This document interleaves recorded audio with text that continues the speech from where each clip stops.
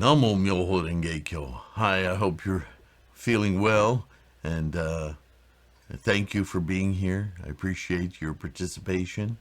Welcome. If this is your first video, it's a little out of order, but you're welcome just the same, just to get a flavor of how these things go. They're, as most of you know, I do all of these videos very impromptu, nothing scripted. So you hear my thoughts as I have them, unless I don't share them, which is not very often.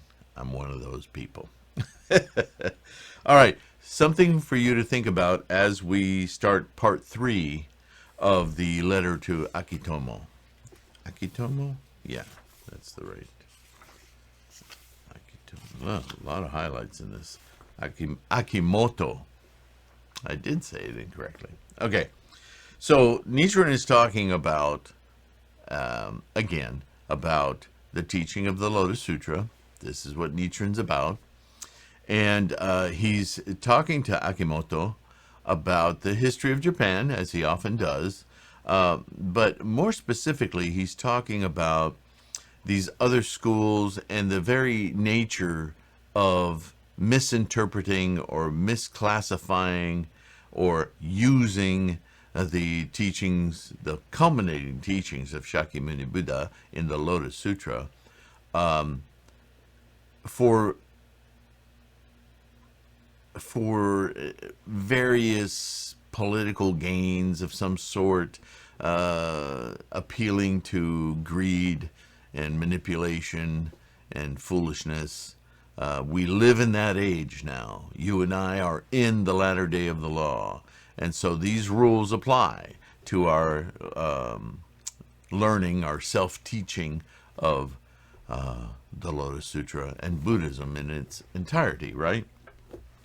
So he left us with this one sentence: such is the principle relating to a country where slanderers live. And so before I continue with this Gosho, I want to give you a thought.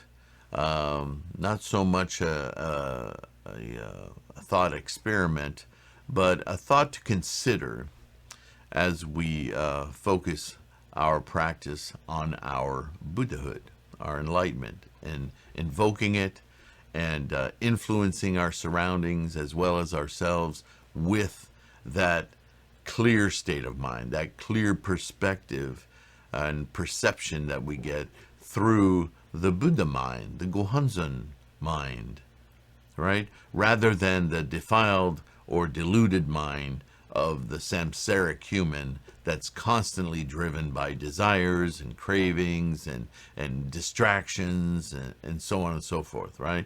That is being human. We don't want to kill that off. We just need to recognize that it is our preeminent obstacle to happiness. And that happiness in Buddhism isn't about dancing around and smiling all the time. It's about understanding from an observational perspective this huge passion play that is this samsaric instantiation of the process of life is truly amazing and varied. And from that perspective, all these little attachments and passion plays and desires and everything, they're part of being human, but they don't have to control us. They don't have to be emotional. They don't have to be seize every moment of our attention, because every moment that they seize, that creates a sort of suffering, whether it's suffering in the traditional sense of woe is me, or suffering in that I can't be without it, I have to have more. That's a form of suffering too.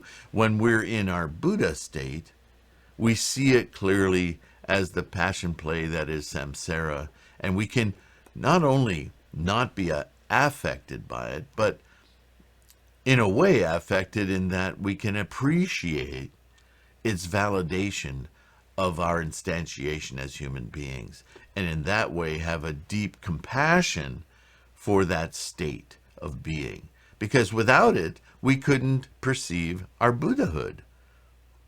So that's kind of a conundrum, but Buddhism shows us that the whole practice of enlightening our minds not only liberates us from suffering by its very invocation, but also provides that in samsaric life, we live the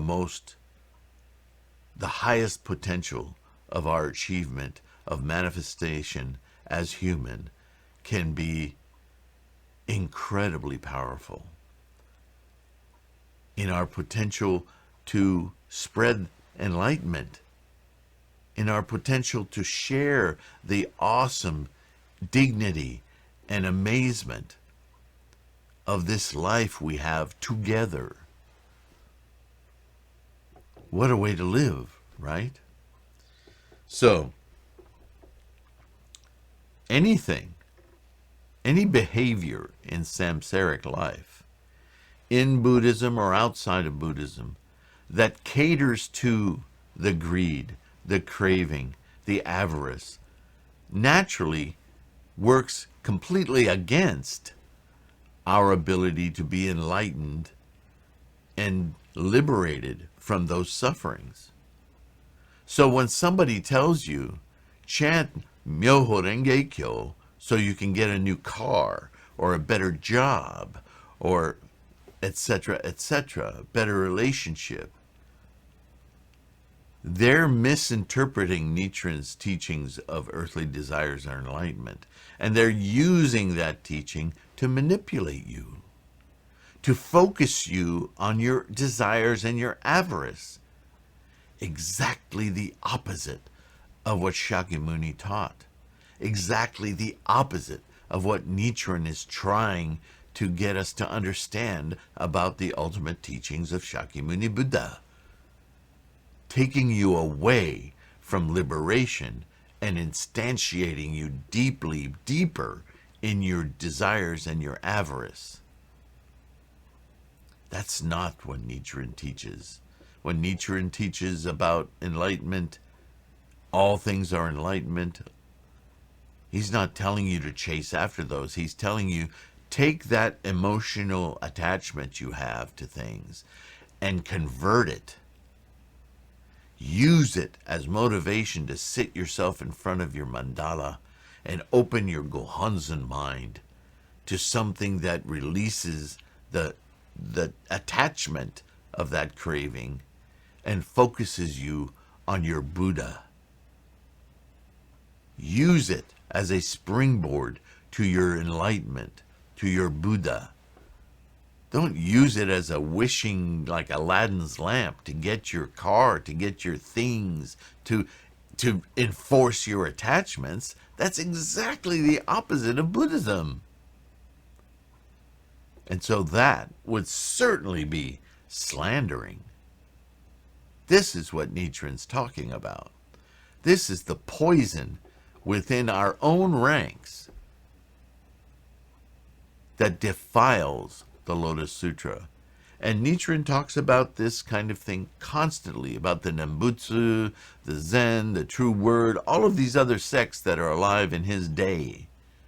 But I'm telling you, in our day, we have a lot of sects. And Nichiren talks about this. They chant Namo MyoHoRenGeKyo, but not in their heart. They do it as a rote kind of thing alongside their practice of chanting Amida Butsu, Namu Amida Butsu. They don't do it with sincerity, and they don't do it knowing their objective. And therefore, even without being consciously willing to be enemies of the Buddha, they act, and they are, in fact, enemies of their own enlightenment. This is Nichiren's whole flag in the air. Hey, look what you're doing. And so I'm following Nichiren's examples, and I'm telling you, look what's going on here. They may seem as though they're practicing MyoHoRenGeKyo, but they are not. Because, as I repeat constantly, attitude and intent. If your attitude and intent is other than your own enlightenment, your liberation from things, becoming an observer of that passion rather than being mired in it, that is the only way to practice Buddhism, is to be focused on your enlightenment, nothing else. Single-mindedly determined to fuse with your Buddha. That is the teaching of Nichiren. That is the tool of MyoHoRenGeKyo, the teaching of the Lotus Sutra. The Lotus Sutra is chapter after chapter about the rewards achieved by that mindset. The rewards of helping others to learn that mindset. That's the whole reason we practice Namu MyoHoRenGeKyo, to elevate our life condition, where we can participate in the great play of life from a place of non-jealousy, non-avarice, non-craving. What a joyous existence that can be. And therefore, everything that we experience in this environment, this samsara, becomes a point of joy and compassion, rather than a must-have, a craving, a desire, an oppression, a jealousy. Those are all the attachments of samsara. If we liberate ourselves from those, then we experience all of that stuff completely differently. Right? That is Nichiren's whole point, to guide us toward that. Not to wish for things. Why are you even Buddhist if that's what you're doing? But that is the nature of living in a country where slanderers live.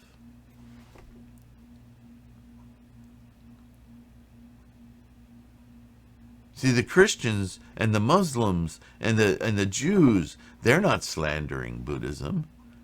They're just ignorant of it. They don't know any better. We can influence them or entice them to learn for themselves that the Lotus Sutra is the way to go. We don't have to pound it down their throat. Just be an example. And yet there are people around us who claim to be practicing Lotus Sutra, but are terrible examples. Terrible, terrible. Those are slanderers. So what do? How do we handle that? Right? Because that's our world. So how can we influence that? Right? The people in such a country will be like those who lived in the latter day of the law of the Buddha Great Adornment, or in the defiled age of the Buddha Lion Sound King. Or if what the Repaying Debts of Gratitude Sutra tells us is true, from the Lotus Sutra, people will eat the flesh of their own deceased parents or brothers or sisters or of any other dead person, and they will eat live creatures as well. It's not a pretty sight, is it? Remember, these are all mental awakenings. Attitude, intent. Attitude, intent. Japan at present is such a country. The entire nation is full of people who eat human flesh, such as the teachers of the True Word School, priests of the Zen School, and observers of the precepts. And this has come about wholly as a result of the false doctrines of the True Word School. So now he's making an analogy, and he's saying what I was attempting to say earlier.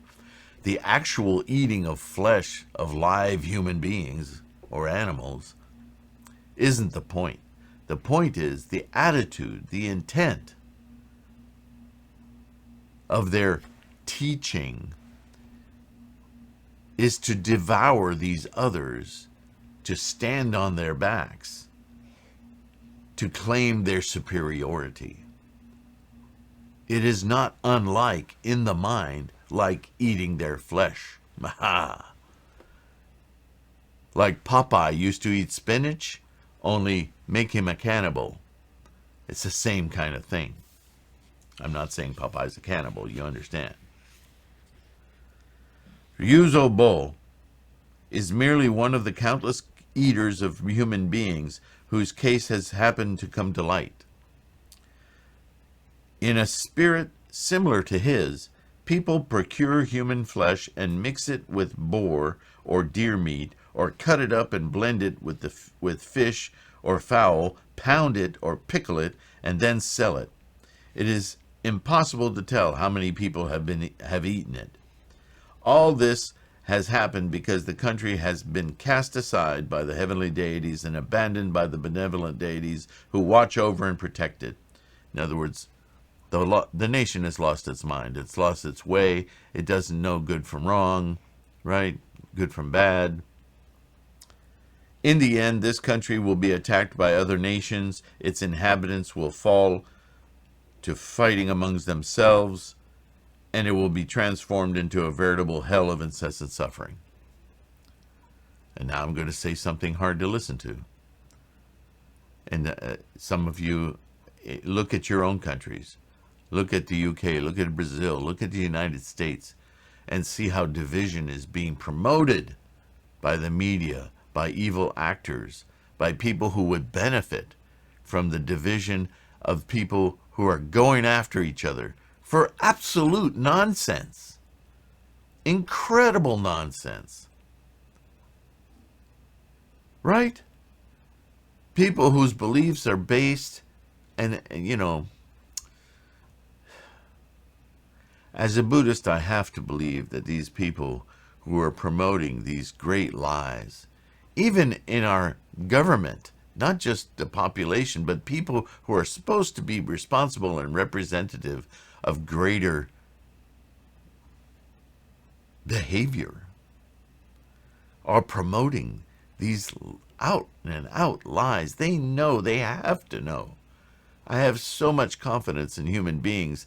I believe they have to know that they're lying. But these people know that the populace is riled up.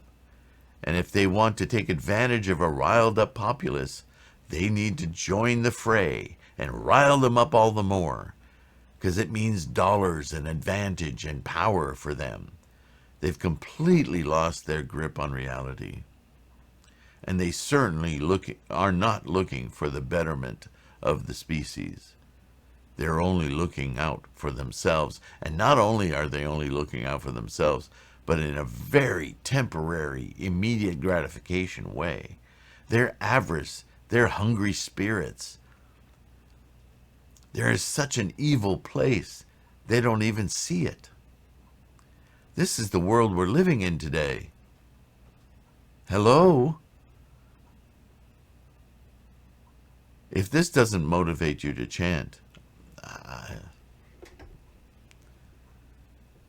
I mean, we all have our personal issues, our own desires for our Buddha-ness, to provide us more security, to provide us more health, to provide us more mental stability and calm and security. Yes, these are very essential to our Buddhist practice.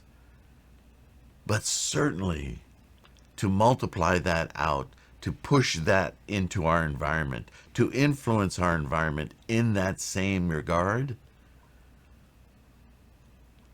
nothing motivates me to chant more than that thought. That's our Buddhist compassion. That's our compassion for our brothers and sisters, our siblings, our friends, our associates, our country, our neighborhood, our world. MyoHoRenGeKyo. This is what Nichiren's talking about. He's desperate to save Japan because he sees with absolute clarity how these misguided beliefs are being manipulated daily, moment to moment, and people are out of their minds, stabbing each other, and they don't even really know the reason. They've just got, somehow they've got a cause, not based on fact or reality or observable truths, just based on emotions, division. It's horrible. We can't tolerate this any longer, you and I. We have to affect this. We have to help those who are just slightly capable of listening move their needle. And if we know people that are close to us that are part of this deranged thinking, that is shakabuku. We need to break them of these false thoughts. And we need to chant to know how to do it. We can't just slip into argumentation ourselves lest we get stabbed. We have to do it intelligently, smartly. And we can only do that with our enlightened mind. And we may have to do it in very small doses, right? Our Buddhist intervention of sorts. But be very careful and feel very secure before you even attempt such a thing, because I guarantee you sparks will fly. Nichiren talks about it. Read Nichiren. Listen to how he goes about it. It doesn't mean we have to remonstrate with the president of the United States or the president of Brazil or Australia or the UK or the Queen. It's a reminder of how big a mission this is and how we must ensure our own strength and knowledge before we even attempt to influence those around us. And as I continue to say, simply being in your best Buddhahood, maintaining your enlightenment as much as you can, influences your environment immeasurably. So even that, you don't have to become a warrior. You just need to enlighten yourself, your own life. It will affect others, right? And when they come to you, don't shy away. When they ask questions, don't shy away. That doesn't mean you have to sit down and have a 4-year degree course in Buddhism every time somebody asks a question. It just means that you need to be prepared. Quick, succinct answers. Let them lead themselves. Be the good Samaritan, the good friend. Use your Buddha wisdom. Right? Because I, Nichiren, he continues, have for some time been able to see the great error of its ways, because I wish to avoid the offense of complicity in the slander, because I fear the accusations of the Buddha, and because I understand my obligations and wish to repay the debt of gratitude I owe my country, I have announced and made known all of this to the ruler of the country and to all its inhabitants.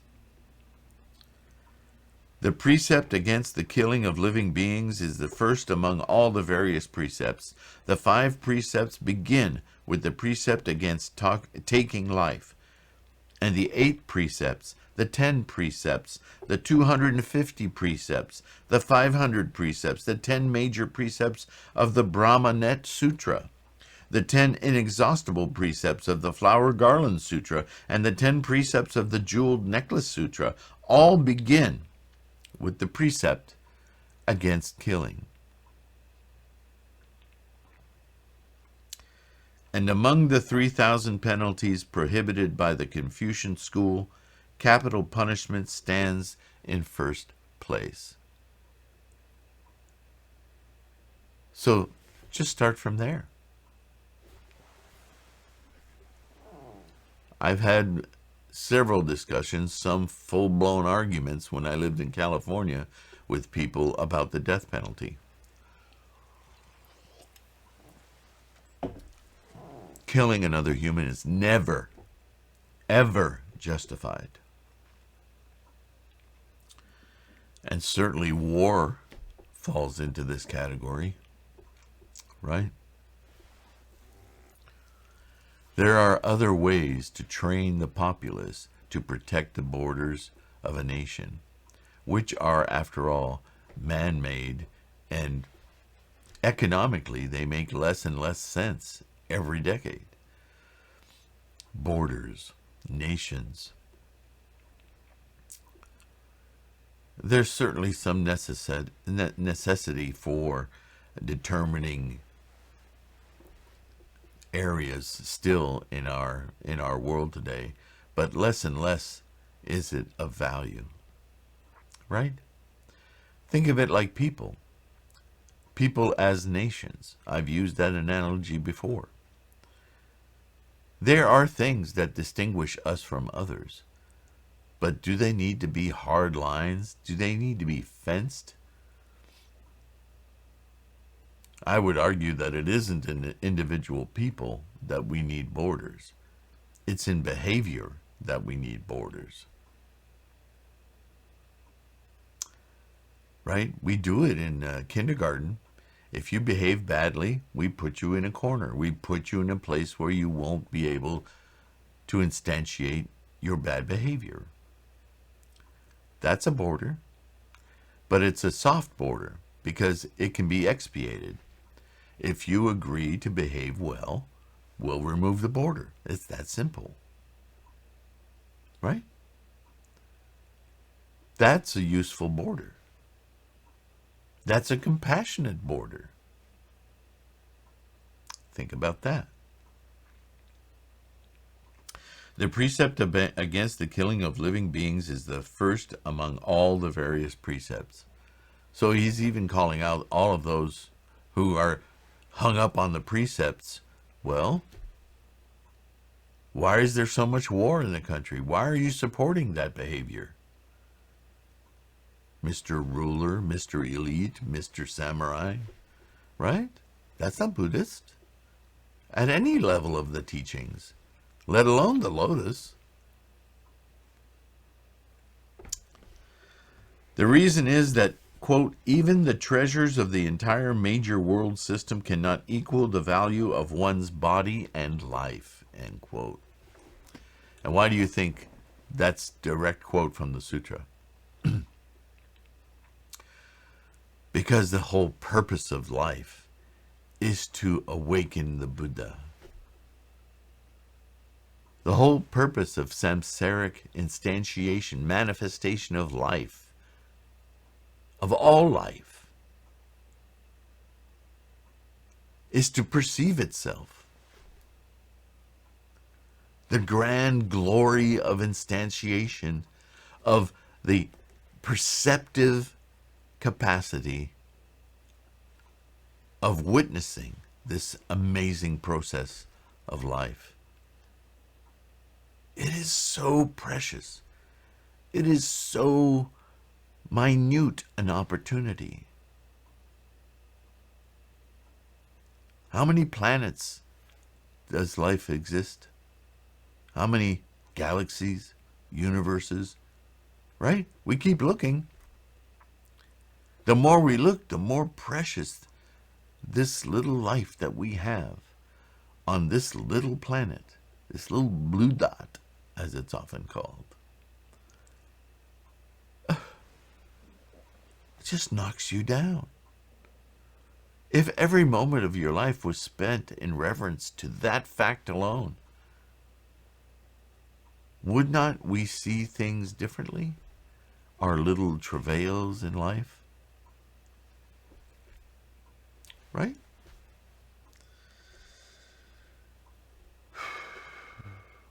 Which means that even the jewels and treasures that fill the major world system are of no substitute for life. One who kills a mere ant will fall into hell, to say nothing of those who kill fish or birds. One who cuts a mere blade of grass will fall into hell, to say nothing of those who cut up dead bodies. Makes you wonder about mowing your lawn, doesn't it? But that's not the point. The point is the preciousness of life. The amazing process that is life. whether it's consciousness or photosynthesis. All of it is a point of wonder and reverence. Namo MyoHoRenGeKyo.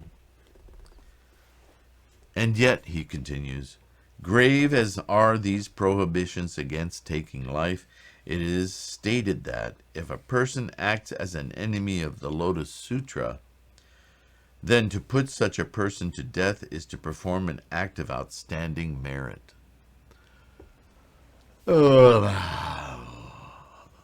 That's even hard to read after saying all of that. And if this is so, then how could it be possibly right to offer alms and support to that person? This is why King Senyo put to death 500 Brahmin teachers. Why the monk Realization of Virtue put to death a countless number of slanderers of the correct teaching, and why the great monarch Ashoka put to death 108,000 non-Buddhists. These rulers were looked upon as the most worthy kings in the entire land of Jambudvipa, and the monk as the wisest of all among the observers of the precepts. King Senyo was later reborn as Shakyamuni Buddha, the monk Realization Virtue was reborn as Kashyapa Buddha, and the great monarch Ashoka was recognized as a man who had attained the way.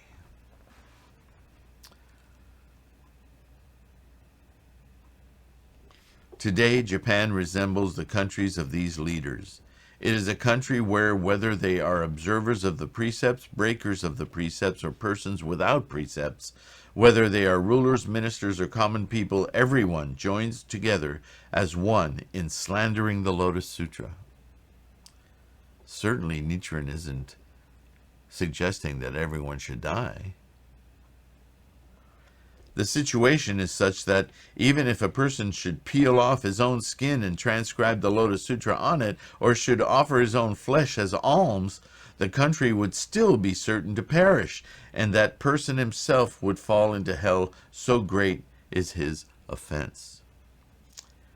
The only remedy is to bar the way to the true word school, the Nembutsu school, the Zen school, and the other observers of the precepts, and to devote oneself to the Lotus Sutra. So there it is. All of this has been an exercise in mental perspicacity, how to observe correctly the situation at hand. It is not that we must drop a nuclear bomb on our countries to get rid of all the non-believers. There's plenty of religions trying to do that, and it's amounting to nothing more than increased suffering and pain. That is not the way. The way is the way. MyoHoRenGeKyo, the Lotus Sutra. This is the only teaching that in today's environment has any effect or hope of effect on these incredible slanders of life. Life, law, life, law, life, MyoHoRenGeKyo, MyoHoRenGeKyo, life. Real life, ultimate life, life of appreciation, golden, sustained life. Not the trials and travails of everyday samsaric avarice, greed, manipulations, and just stupid. That's beneath life. That's the underbelly that life rolls around on. But it doesn't need to be attached to that. It doesn't need to be enforcing that. What it needs to be is a realization of its own grandeur. MyoHoRenGeKyo. Those persons who can recite from memory the 60 volumes of the Tendai School, and who are taught by the ruler of the nation and other authorities to be persons of wisdom, it is because their wisdom fails them, or because, though they understand the true situation, they fear the world, that they praise the true word school, join forces with the Nembutsu, Zen, and precepts followers. Their guilt is 100,000 times greater than that of these followers. they may be compared to Shigeyoshi or Yoshimura. And I encourage you to investigate those stories. This is why I say it takes courage. It takes courage to be happy. It takes courage to practice MyoHoRenGeKyo and truly develop a Buddha perception,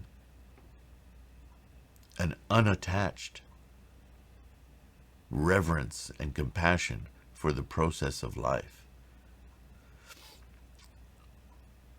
To detach people from avarice, manipulation, it defiles life. Stop it. Right? Where are we time-wise? The great teacher Tzu-en wrote the 10-volume praising the profundity of the Lotus Sutra, in which he extolled the Lotus Sutra, and yet he fell into hell. He was politically eaten up. He forgot what he knew. This man was a leading disciple of the Tripitaka master Xuanzang, who was the teacher of Emperor Taizong, and was said to have been a reincarnation of the 11-faced perceiver of the world's sound. In other words, an embodiment, right? The subject matter of his writings resembled the Lotus Sutra, but at heart it was identical with the sutras preached previous to the Lotus, and that was the reason he fell into hell. The great teacher Chi Xiang wrote the 10-volume treatise on the profundity of the Lotus Sutra, and that would, under ordinary circumstances, have condemned him to fall into the hell of incessant suffering. But he set aside his own manner of reading the Lotus Sutra and served the great teacher Tendai, and thus he was able to escape the pains of hell and discover his own Buddha-ness. The men of the Lotus School today are like these men. Mount Hiei should be a stronghold of the Lotus Sutra, and Japan should be a country devoted to the teachings of the single vehicle, MyoHoRenGeKyo. And yet the great teacher Chikaku wrote stole the post of chief priest of the school that should have been devoted to the Lotus Sutra, and instead made himself into a chief priest of the true word teachings, and all the 3,000 priests of the mountain became his followers, doing mudras and many mantras and doing these meditative exercises that are all pre-Lotus, even to the point of saying that the Lotus Sutra, that's just childish theory. Don't pay attention to that. The great teacher Kobo stole the allegiance of the Emperor Saga, who earlier had been a lay supporter of the Lotus Sutra, and turned the imperial palace into a temple of the true word school. No wonder Japan is in such disarray.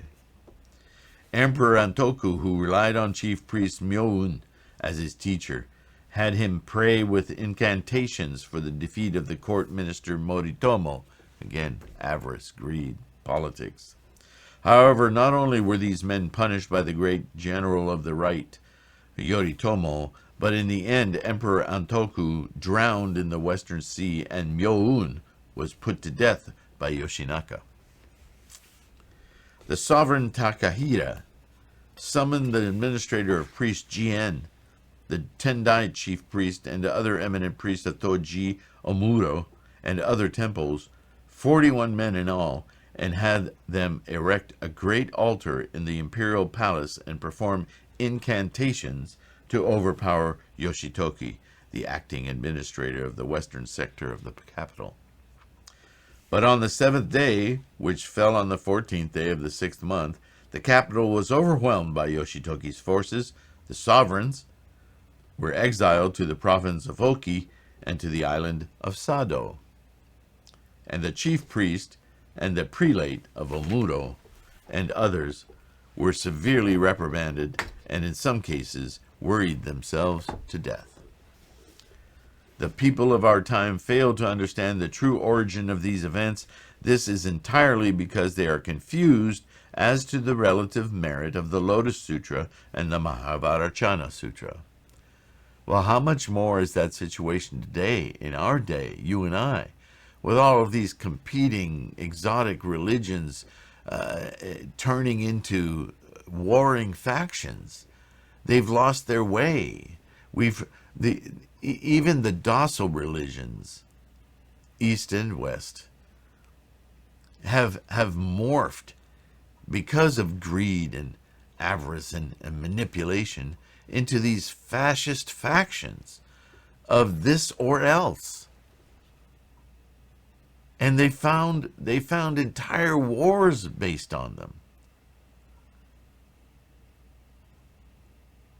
And they have the hilarious moniker of being the right.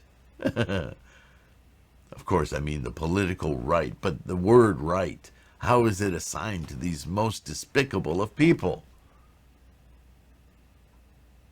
I'm not saying there are no despicable people on the, quote, left, because they've become more right than they're willing to admit. It's all become a game, a politic of advantage and power and money, and there's so much of it, it can be overwhelming. It often is overwhelming.